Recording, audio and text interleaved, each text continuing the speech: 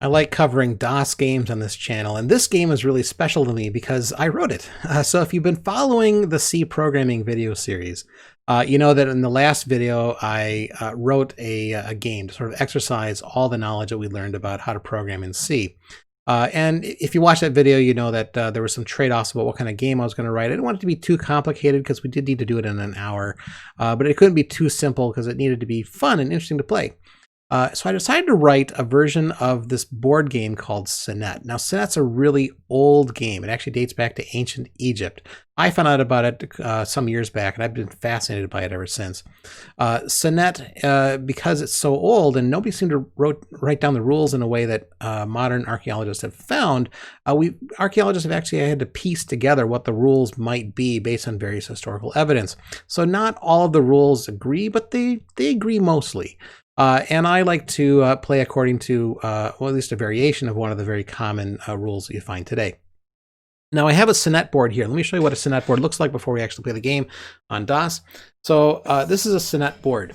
And so the Senet board is played in 3 rows of 10.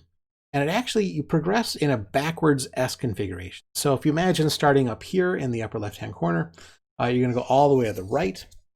And then you're going to go down a row, and you're going to go all the way to the left, and then you're going to go down a row, and you go all the way to the right. And then the goal is to move your pieces completely off of the board. Now, there are a couple of special squares on Senet. Just kind of starting at the end. This one's not marked, but this is a special square, and you have to throw exactly a 1 to move your piece off the board from this square. I'll talk about throws in a minute. This square here that has a symbol in there indicating a 2. You have to throw exactly a 2 to get off the board. On this square, it has a marker indicating a 3. You have to throw exactly a 3 to get off. Now, this one's not a 4 square. This is actually a trap square. If you fall in this square, your piece gets resurrected up on this square up here, this special square. It's got a little ankh in it. Now, some historians disagree about, exactly what happens if there's already somebody on this square when you land on this square. And the way that I like to play it is, if there's somebody on that square, you just can't make that move. And this square is the last square that has special significance. You actually have to stop exactly on this square before you can move forward through the rest of the game. So the way that you start the game is each player has these pieces. And so here's a couple of Senet pieces here. And you start the game by, each player has 5 of these pieces. And so you actually alternate them on this first row, 1, 2, 1, 2, all the way to the end. So each player has 5 pieces. There's 2 players, so you get 10, and that fills up the entire first row. And then player 1 throws what are called throwing sticks. And throwing sticks are these flat sticks that are white on one side and black on the other. I got some sticks right here. So this is a throwing stick. And you can see it's oblong, so it actually will, fall flat. One side is black and the other side is white. And so there's 4 of them. So you throw them down, sort of jumble them up, and you throw them down, and then you look at what sides are showing. And so if you've got, as number of white sides you have showing, that's your move. So here I've got 3 white sides showing, and so my move would be 3. If I've got just 1 white side showing, I can move 1. And if I have no white side showing, then I have a move of 0. I can't make a move. So that's one of the times you would lose a turn. And so that's basically how you play the game. And that it's a very simple game, but there's a lot of strategy involved. Actually, it's a combination of strategy and luck. And so I really like this game, and I wanted to share it with you. So let's take a look at Simple Senet for FreeDOS. Now, this is an open source game that I released, and it's actually on SourceForge, and you can find a link to that on the video description below. Now, let's look at Simple Senet here. I've got just the version that I compiled, and let's go ahead and run Senet.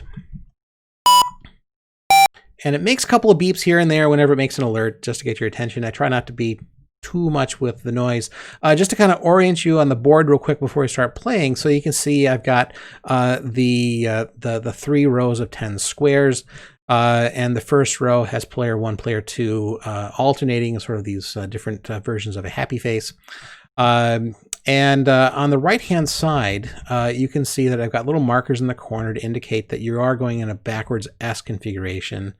That's why that corner piece suggests that it connects to that corner piece. And then same thing down here on the left as you're moving from that one down to that one. And these last squares here at the end, you can see here, this is a square that has a sort of a 1 marker in it. That's where you have to throw exactly a 1 to get off the board. Here's a square that has sort of a 2 markers in it. You have to get 2 off the board, 3 off the board. This is your trap square. And if you fall in there, you're going to resurrect up over here. This square with the line on it indicates that you have to stop exactly on that square before you can move to the rest of the board. Now, to the lower right, you can see the throwing sticks. And so that's simulating throwing these 4 throwing sticks. It's going to show you what the sticks are, but it also tells you exactly what your move is. So you don't actually have to count the white lines. It'll actually just tell you what the move is. Now, it's going to show you on the bottom line whose move it is and what you need to do to move. There's different ways that you can move. I've been using the arrow keys so far up until now. You can also use the plus and minus. So if I just do a plus, it'll actually follow the progression of the board. And so if I keep pressing plus, it goes to the next line automatically. And one other way that you can select a piece is by hitting the tab. So tab will actually cycle through the different pieces of mine that are on the board. And so that's with only 5 pieces on the board, and they could be spread all throughout the board. The further you get in the game, the tab makes it really easy to find your next piece. Now, if you can't make a move, it'll make a beep and it'll let you know that, and you will have lost a turn. So let's go ahead and start playing the game. I'll play a sort of a friendly game, but I'll at the same time want to show you a little bit of strategy. So here we've got a move of 1, and so if I move this guy here, a move of 1 will be onto this square, and that will capture that piece. So we'll swap places. Let's do that. I'm just going to hit space, and you can see that we've swapped spaces. What's my next move? Again, it's going to start at the first available piece of mine on the board. So this is the next player.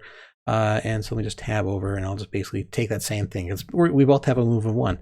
Now let's do a move of 3. So let's go on that guy here. And we'll just keep moving our pieces forward. Oh, no, yeah. So a move of 2. So I can't actually capture my own piece. So if I try to select this square, it's going to beep at me and say I can't actually make that move. Now you notice at the bottom of the screen, it tells you, oh, hey, try square 10. And so that's over here at the end. I can make that, and actually it's going to be another capture. And so all of this is how do you advance your piece and try to get all 5 of your pieces off the board before your opponent. So as I say, I'm going to try to play a mostly friendly game so that way I can get the game over pretty quickly. But at the same time, I want to show you a little bit of strategy. So you're watching the throwing sticks in the lower right, and that is showing all my moves, and you'll see it's a jumble of what moves you could make, because it really is how many white sides are showing. Keep moving my pieces around. Ooh, that would be a capture. Let's keep it a friendly game here. We'll do this one over here. That'll put me on square 15 with the one with the ankh on it. Ooh, a move of 4. So that's pretty rare. So let's take advantage of the one down here. Move that one forward pretty quickly.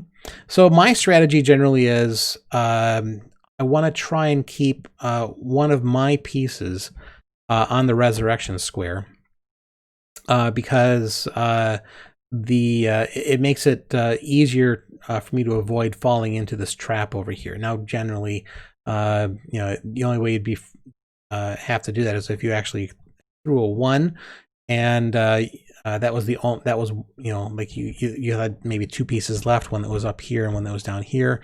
Well, that would keep you from having to move this piece down here, but of course you're going to have to move that one up there anyway. Another one is I like to kind of try to own the last couple of squares. Because remember, you can't be captured on that, so your opponent can't kick you off on that one either. Let me go ahead and move my pieces here. Ooh, sticks are 0 on that one, so that player lost a turn. So now I get to do another one. Do that and that. Ooh, here's a 4. Here, this will put me right next to the other piece. 3. So if I'm on this guy down here in the bottom row. That'll put me exactly on that sort of what I'll call the stop here square. Right, there it goes. And so I need to be exactly on that square before I can move forward. I can't move past it. Let me show you what happens if I try to move past it. Oh, here, let me show you here. This is a move of 1. So if I tried to move 1 from this square, that would put me into the trap, and I'd resurrect exactly up here. Well, there's already a piece up there, so I can't make that move. So if I try to select that square, I can't make that move. And so it's suggesting I could also move on square 1. Well, I could also move over here as well. So let's keep moving my pieces. Let's go there. Ooh, 4. You know what? Let's own that last square on the board with this piece. And you can never actually move completely off the board from that stop here square. You have to, you know, with 4, you're only going 1, 2, 3, 4. So, you know, you're, you know, it's an interesting strategy to try and own those last couple of squares on the board if you can. At least makes it more difficult for your opponent to move their piece off the board. You end up with a whole bunch of competition happening back here, but that's okay. Let's move, keep moving our pieces. Ooh, 4. Here, we'll do that one. And another 4. We'll do that one. So you can see the combination of being able to use arrow keys and tab makes this, I think, a lot easier to play because you can you're not spending a lot of time going left and right just to find the one piece that you want to move. Here, I'll go ahead and move that guy there. Ooh, a 1. Yeah, we'll take that. 4. Do that. And so all I'm trying to do right now is move my pieces over to the end of the game. And yeah, a lot of it is throwing these throwing sticks and seeing, you know, as a combination of strategy and luck, where it's ending up. So I'm trying to. Sticks are 0 on that one, so that player lost a turn, so I get to move that one more time. Let me scoot ahead on that one. 3 over there. Sticks are 0, so that player lost another turn, so I get to go again. And so that's where some of that luck happens, is that you you'll get the situation where you can't actually make a move because it's 0, or your opponent has just happened to lock up parts of the board. Move that as 2. Move 1 down there. Oops, another sticks are 0. Sticks are 0 a couple of times. Well, that's just luck of the draw. Here, move our piece over here. And there's a 4. And there's a 2. And be here. You know what? Yeah, okay. Well, all right. Ooh, I'm kind of stuck here. So this is a move of 2. So this is interesting. So I can't move this piece because that would capture my own piece, basically. Right? Can't move that square. And I can't move this one because that would move me past the stop here square, right? That would actually move me past the stop here square, and I can't. That's not allowed. You can only have to stop exactly on that square. So if I hit space on this one, can't make that move either. I can't make this move because that'll put me on the Ankh square where I've already got one of my own pieces, and I can't move from here because that'll put me on another one of my own pieces. I'll have to do a capture over here. And that's where, again, more that luck of the draw. Just sometimes, you know, you can't make a move because you just happen to be spaced equally from other players, and so you at the end of the game that it becomes very challenging in the end game. There we go. And ooh, here, let's go ahead and lock up that second to the last square there. Move that guy on. Then yeah, let's go ahead and let's lock up this last square, moving 2. So now it comes down to what pieces am I going to move? I'm going to still try and move some of these pieces forward at the end. This is where strategy becomes an interesting decision-making factor. Ooh, let's move this one onto the stop here square. I always like to, if I can, I try to move pieces onto the stop here square. Now, what's convenient is that because I've got a 1 here, and I've got a couple of my pieces on the end, if I needed to, I could move them off the board. But I'll go ahead and just keep moving some of my other pieces. Again, I could move this piece, or I could move my own piece off the board. Go ahead and move my own piece off the board. Since I've got my own piece on the stop here square, that means he's ready to move forward. So let's go ahead and make room for that piece to go. Another one here, I can just move that one. I guess we'll move that piece. And you can see that because I have I had a piece up here, this piece could not have moved there in that previous turn. All right, so what am I moving here? Okay, so I can't move, by the way, any of these pieces on the end because it needs a well, I can't move this piece. I take that back. I can't move this piece because I need exactly a 3 to get off of this square to the end of to get off the board. So if I hit space on that, you can see I can't make that move. And it's suggesting the first move I could make is back here on the Ankh square and move that piece forward. Let's go ahead and do that. Moving some of my pieces forward. Ooh, a 3. Yeah, I could move this piece onto that second last square. And then we'll move that on the stop here square. And a 1. Okay, so let's go ahead and move. Well, I could move this piece. That would do a capture on this one over here. But let's actually, and I don't want to do a 1 from this because that would put me onto the trap and that would resurrect me up here. Let's instead go and move this piece off the board.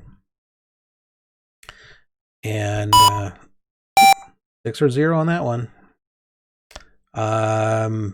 Let's move pieces off the board here. Move a 2. All right, do that. Move of 1. And a move of 2.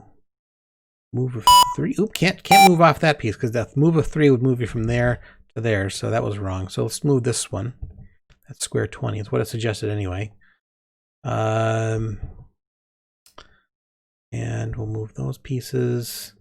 Ooh, a move of 3. So I could move this from the stop here square onto the square over here. Let's do that.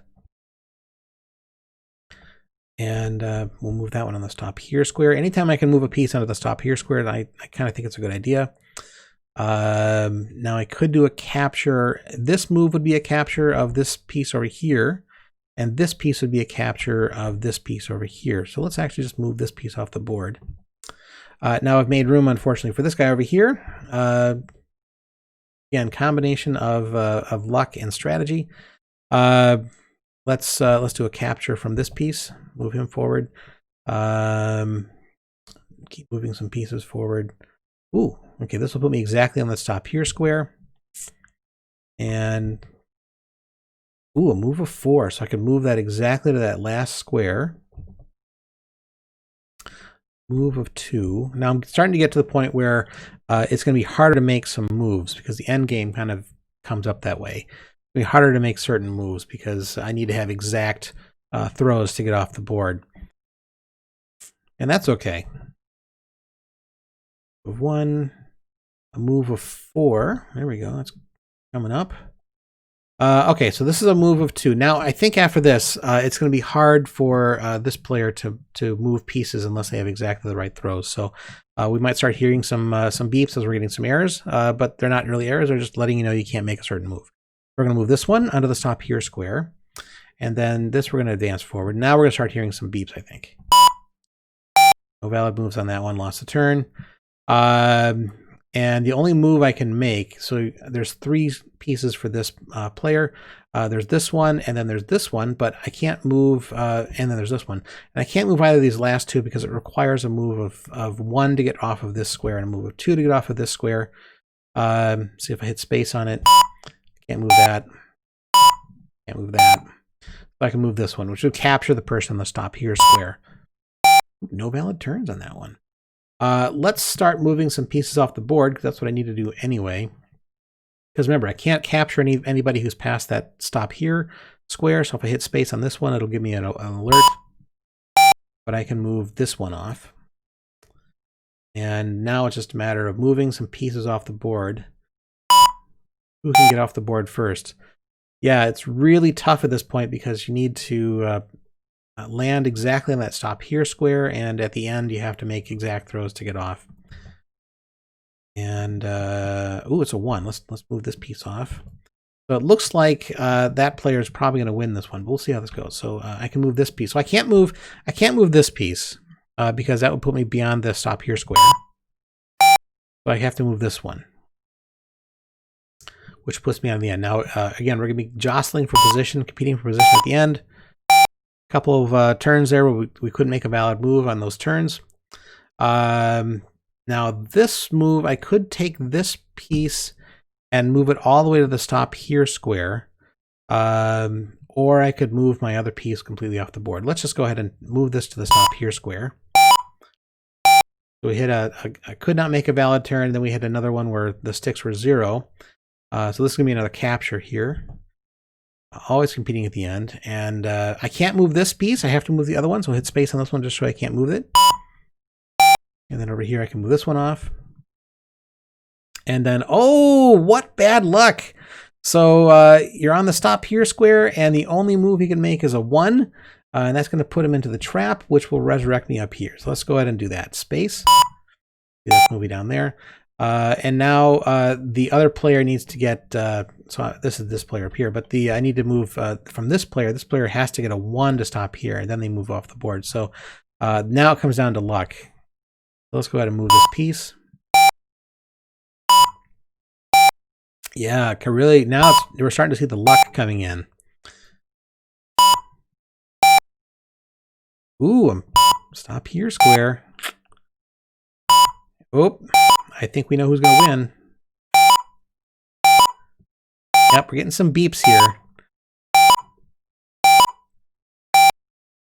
And now we have a winner. So this player is the first one to have throwing sticks that can actually move off the board.